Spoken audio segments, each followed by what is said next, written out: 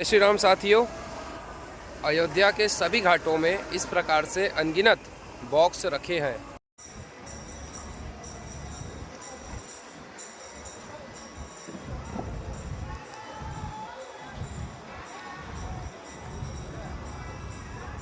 आप यहाँ पे आगे जाएंगे, यहाँ देखेंगे, देखिए वो देखिए बॉक्स। तो ऐसे अयोध्या के सभी घाटों में बहुत सारे बॉक्स रखे गए हैं।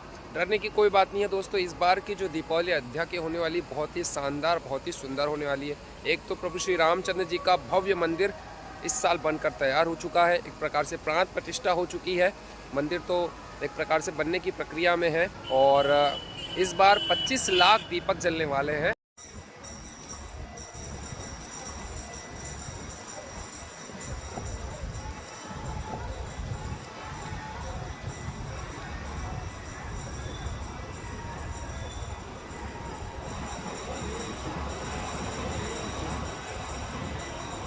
इस कारण से ही सभी घाटों पर इस प्रकार से बॉक्स रख दिए गए हैं। आज है 25 अक्टूबर, लेकिन अभी से तैयारी एक प्रकार से युद्ध स्तर पर सभी स्थानों पर चल रही है। उसी के अंतर्गत इस प्रकार से बॉक्स सभी घाटों पर रख दिए गए हैं। मैं भी शुरू में आया तो मैं बहुत विचार कर रहा था, मैं भी सोच रहा था कि आखिरकार इस प्रकार के बॉक्स घाटों पर क्यों रखे गए। तो मैंने जब बॉक्स को खोल कर देखा तब मुझे समझ में आया कि इसमें जो रखे गए हैं दीपक रखे गए हैं, जो दीपोत्सव की तैयारी के उपलक्ष्य में। और इस बार जो अयोध्या में 25 लाख दीपक जलाने का लक्ष्य है और इसी कारण से ही इन बॉक्सों को इन घाटों पर रखा गया है। हमको भी एक प्रकार से हम भी वॉलेंटियर के रूप में अयोध्या में दीपोत्सव का एक प्रकार से प्रयास करने वाले हैं। हम भी दीपक जलाने वाले हैं और इस कारण से सभी जो अयोध्या में किसी न किसी रूप में, कोई विद्यालय वाले पढ़ने वाले बच्चे हैं, कोई कार्यकर्ता हैं, कोई नगर निगम के व्यक्ति हैं, जैसे कि हम नगर निगम के टूरिस्ट गाइड हैं, तो हमको भी ये अवसर मिलेगा कि हम भी दीपोत्सव में शामिल होंगे, हम भी दीपक जलाएंगे। उन 25 लाख दीपों में कुछ चंद दीपक हमारे भी होंगे। लेकिन समस्या ये है कि सभी जो वॉलंटियर हैं उनको घाट क्रमांक के अनुसार में उनको आईडी दी जाएगी।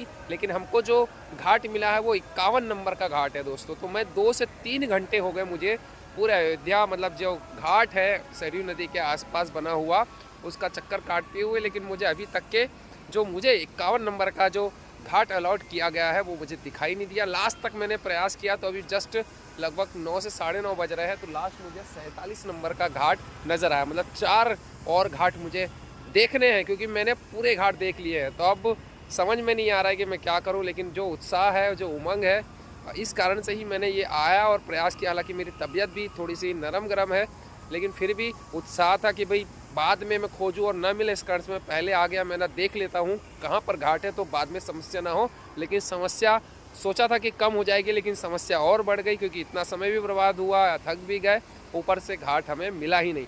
और अब ये भी प्रश्न है कि भाई अब किधर होगा, क्योंकि सब जगह तो हम घूम लिए हैं। लेकिन चलो ठीक है, अयोध्या में है तो थोड़ी बहुत तकलीफ़ तो बनती है। तो इस कारण से ही हम अयोध्या में दीपोत्सव में शामिल होने वाले और हम भी दीपक जलाने वाले हैं। इस बात का उत्साह हमेशा हमें रहेगा। प्रभु श्री रामचंद्र जी के विग्रह की प्रतिष्ठा होने के बाद अयोध्या में यह पहली दीपावली है और इस उपलक्ष्य में अयोध्या में 25 लाख दीपक जलने वाले हैं। और इस कारण से ही इस प्रकार से बॉक्सों में अनेक बॉक्स यहाँ पे रखे गए हैं और इन बॉक्सों में हज़ारों की संख्या में दीपक रखे गए हैं, क्योंकि 25 लाख दीपक जो जलने हैं। और जो किसी न किसी रूप में राम मंदिर से जुड़ा हुआ है, जो विद्यालय वाले बच्चे हैं, उनको यह अवसर दिया जाएगा कि वो अयोध्या में दीपक जलाए। उनमें से हम भी एक शामिल है, क्योंकि हम अयोध्या के टूरिस्ट गाइड है, अपॉइंटेड है। इस कारण से हमको भी अवसर मिला है कि हम भी अयोध्या में दीपक जलाएंगे। तो इस प्रकार से अयोध्या के जितने भी घाट हैं वहाँ पर इस प्रकार के बॉक्स पहुँच चुके हैं और उन बॉक्सों में हज़ारों की संख्या में दीपक रखे गए हैं, जो कि अयोध्या में दीपोत्सव के समय में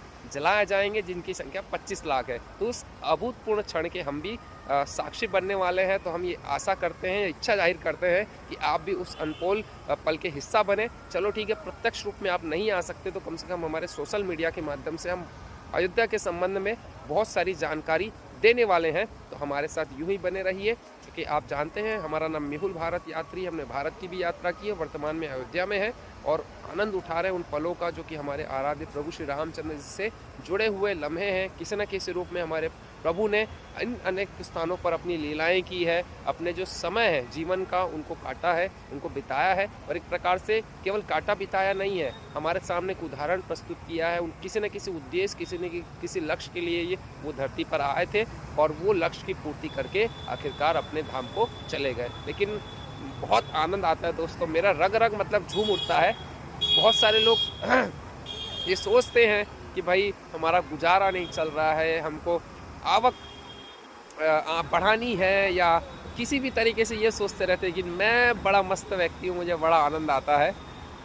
भगवान मुझे इतना, क्योंकि मैंने अपनी आवश्यकता इतनी कम करके रखी है कि मेरी आवश्यकताओं की पूर्ति किसी न किसी रूप में भगवान दे देता है, क्योंकि मेरा स्वभाव, मेरी आदत, या फिर एक प्रकार से मैंने अपना जो इतनी यात्रा का एक प्रकार से फल अर्जित किया है अपने स्वभाव में, वो किसी न किसी रूप में जब मुझे कार्य मिलते हैं तो उसको मैं अच्छे से करने का प्रयास करता हूँ, और किसी न किसी रूप में वो फल भगवान किसी न किसी रूप में स्वाभाविक तौर पर आपको घर बैठे तो देंगे नहीं, आपको प्रयास करना पड़ता है। तो वो प्रयास के कारण मुझे उस स्तर का फल मिल जाता है, और जिस स्तर का मैं प्रयास करता हूँ, ज़्यादा मैं हाथ पैर मारता नहीं हूँ, मुझे मिलता है उतने में मैं बढ़िया संतुष्ट रहता हूँ, आनंद में रहता हूँ, इस बात की खुशी मनाता हूँ कि मैं अयोध्या में हूँ, और किसी न किसी रूप में राम भक्तों से मिल रहा हूँ, भगवान से अलग अलग जो हमारे यहाँ पे मंदिर है अयोध्या में, उसके दर्शन नित्य प्रतिदिन मैं करता हूँ। अलग अलग अनुभव हो रहे हैं, अलग अलग जानकारियाँ मिल रही है। चूँकि हमारी बुद्धि एक प्रकार से अल्प है, और ना हमारा जन्म अयोध्या में हुआ है, तो बहुत कुछ जानने लायक है, बहुत कुछ सीखने लायक है। ये जो मिट्टी है अयोध्या की सचमुच में चमत्कारी है। अगर आप इसको अपने मस्तक पे लगाएंगे तो आप भी धन्य हो जाएंगे, हम तो धन्य हो ही गए हैं। और जितना पल हम अयोध्या में गुजार सके, प्रयास करते हैं कि गुजारे, क्योंकि वर्तमान में अयोध्या की जो स्थिति है, जो भाई हमारे, जो बंधु हमारे आए होंगे, वो देखे होंगे कि भाई अब बहुत कॉस्टली उनको चीज़ें पड़ती है, चाहे रहना बोलो, चाहे खाना बोलो। आखिर इतने सालों के बाद हमारे अयोध्या वासियों को कुछ आपके कारण कमाने का अवसर मिला है, और वो हकदार भी है इस चीज़ के, क्योंकि वो प्रभु श्री रामचंद्र जी के धाम में रहते हैं, उनका जन्म हुआ है, तो वो स्वाभाविक सी बात है, हकदार है। बहुत साल उन्होंने परिश्रम किया है, बहुत साल उन्होंने सहा है, बेसिक सी बात है। लेकिन अब उनको अवसर मिला है, तो थोड़ा सा कभी होता है कि हम कुछ पैसे हमको लगते हैं कि किसी ने ज़्यादा ले लिया, तो उसको इग्नोर करिए, हमारे कारण किसी का भला हुआ ये सोचिए, और समय रहते सब चीज़ें सामान्य हो जाएगी, क्योंकि बहुत सारी चीज़ें एक साथ में अयोध्या में चल रही है। इस कारण से धीरे धीरे परिस्थिति सामान्य होते जाएगी।